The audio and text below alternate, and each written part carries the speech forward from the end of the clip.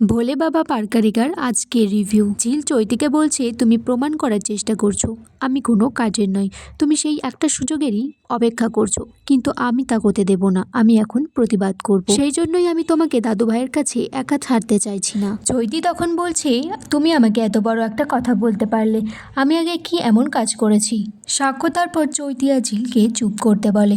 ঝিল তখন বলে, আমি ঠিক এই কারণেই যাচ্ছিলাম না, আর আমি এখান থেকেই যাব না। চৈতি তখন বলছে, দাদু ভাই তো তোমাকে একদমই পছন্দ করে না। তখন দাদু ভাই বলছে, কি করে সেটা বলি, কারণ আমার জীবনটা তো শেষ পর্যন্ত ঝিলই বাঁচিয়েছে। সাক্ষর দাদু বলছে, সত্যিই তো, যদি কোনো খারাপ ওষুধ খাওয়ানো হয়ে যেত তাহলে তো দোষটা ঝিলের উপরে গিয়েই পড়তো। কদিন আগে ওর সাথে যা হয়েছে, ও নিজেই চায় না যে ও কোনো রকমভাবে হয়রানি হয়ে যাক। আর মেয়েটা এতটাই জেদি, ও তোমরা বলার পরেও এখান থেকে যাবে না, বরঞ্চ তোমরা গিয়ে খেয়ে এসো কিছু। চৈতি বলছে, ঝিল আর আমার থাকার মধ্যে অনেক পার্থক্য রয়েছে। যদি দাদু ভাইয়ের কিছু হয়ে যায় তাহলে আমি সেটাকে হ্যান্ডেল করতে পারবো, ঝিল কিছু করতে পারবে না। ঝিল তখন বলছে, দাদু ভাইয়ের এরকম কিছু হবেই না, হলে সাক্ষ্য বা জেঠুমণি বলতো। এদিকে শতরূপা মিনু আর মিলিকে বলছে, তোমাদের বাড়ির জামাইয়ের অনেক টাকা আছে, তোমরা বললেই দিয়ে দেবে। তখন মিনু বলছে, এইরকম যেন আমাদের কখনো না আসে। সাক্ষর ঠামি তখন বলছে, মানুষ মানুষের বিপদেই সাহায্য করে, তোমাদের যখন টাকা হবে তখন নয় তোমরা শোধ দিয়ে দিও। তখন মিনু বলছে, আমাদের কখনোই টাকা হবে না শোধ দেওয়ার মতো, আমাদের কিছু চাই না। আপনারা আমার মেয়েকে আপনাদের পায়ে ঠাঁই দিয়েছেন, আপনাদের সংসারে জায়গা দিয়েছেন, আমাদের এটুকুই খুশি। তাছাড়া এত সুন্দর আমাদের একটা জামাই রয়েছে, শুধু মিলি যদি একটু সুখ হতো আমার তাহলে খুব ভালো লাগতো। সাক্ষর ঠাম্মি তারপর মিনুর কাছে বলে যে, তোমার বরের কি খবর? মিনু বলছে, ও তো কাজ করছে বাইরে, একটু একটু করে টাকা পাঠায়, সেরকম তো রোজগার করতে পারে না।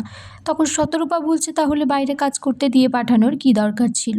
তখন মিনু বলছে যে, এখানে থাকলে ওই মেনকা আছে না, ও তো সব টাকা পয়সা নিয়ে নিত। মিনু বলছে, কি জানেন তো মাসিমা, যখন উনি ভালো থাকেন ওনার মতো ভালো মানুষ হয় না, কিন্তু স্বভাবে তো দোষ ঢুকে গেছে, সবাই খারাপ বলছে। এদিকে সাক্ষ্য চৈতিকে বলছে, তোর যদি খেতে যাওয়ার হয় তুই যা, আমি ঝিল গেলে তারপর খেতে যাব। তখন চৈতি সেখান থেকে রেগে টেগে বেরিয়ে যায়। এদিকে সাক্ষর ঠাম্মি মিনু আর মিলিকে বলছে যে, তোমরা এবার বাড়িতে যাও, খেয়ে নাও কিছু।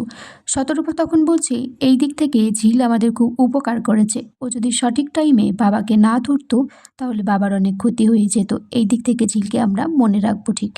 মিনু বলছে, আমাদের মতো গরিব মানুষদের কোনো দোষ নেই জানো তো মেজো বৌদি, আমরা আসলে এমনভাবে চলাফেরা করি, জীবনযাপন করি, আমাদের মধ্যে না একটা জিনিস ঢুকে যায়, যেটা তোমাদের মতো বড় লোকরা বুঝতে পারো না। তোমরা যে ঝিলকে দোষ দিতে না, বলতে ও চড়ে চড়ে বেড়াই, ও কিন্তু ওর কাজের জন্যই ঘুরে বেড়াতো। মিনু আর মিলি তারপর বাড়িতে চলে যায়। এদিকে হসপিটাল থেকে সাক্ষর দাদুকে ছেড়ে দিয়েছে, বাড়িতে এসেছে। সাক্ষর ঠাম্মি বলছে, আমাকে একবার ফোন করে তোমরা জানালে না, তোমরা নাই ব্যস্ত ছিলে কাজে, কিন্তু ঝিল তুমি তো একবার ফোন করে জানাতে পারতে।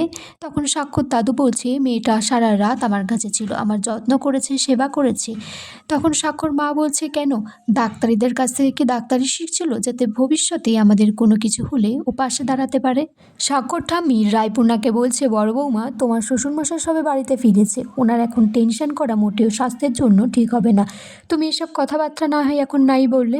রায়পূর্ণা তখন বলছে, আমি তো আমার ছেলেকে বলেছি, ও যেভাবে আমাকে অপমান করছে সবার সামনে। শতরূপা সাক্ষর দাদুকে বলছে যে, আপনি দুদিন ঝিল আপনার মাথার কাছে দাঁড়িয়েছে বলে আপনি গলে গেলেন, আর সারাটা বছর যে আমরা আপনার সেবা করলাম। চৈতি বলছে, দাদু ভাই তো আমাকে কিছুই বললেন না, যে আমিও তো সেখানেই ছিলাম, আমি অনেকটা সাহায্য করেছি ম্যানেজমেন্টের হাত ধরে, কিন্তু ঝিল আমাকে দাদু ভাইয়ের সেবা করতে দিইনি। তখন ঝিল বলছে যে, চৈতিদি, দাদু ভাইয়ের যে কেয়ারগুলো করতে হতো সেগুলো তো তোমার সাবজেক্টের মধ্যেই নয়।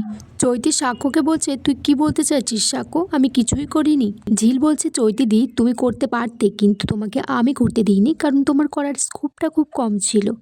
রায়পূর্ণা বলছে, ঝিল, তুমি তো ওষুধের নামই পড়তে জানো না, তাহলে তুমি কেমনভাবে ওষুধ দেবে? তখন ঝিল বলছে, আমি তো দাদু ভাইকে ঠিকঠাকভাবে ওষুধগুলো দিয়েছি, আর এটাই প্রমাণ হয়ে যায় আমি ওষুধগুলো পড়তে জানি। আর প্রেসক্রিপশনের সাথে ওষুধের নাম মিলিয়ে দেওয়া খুব একটা কঠিন কাজ নয়। এখানেই আজকের পর্ব শেষ হয়ে যায় বন্ধুরা, তোমরা কমেন্টস করে জানিও কেমন লেগেছে আজকের পর্বটা।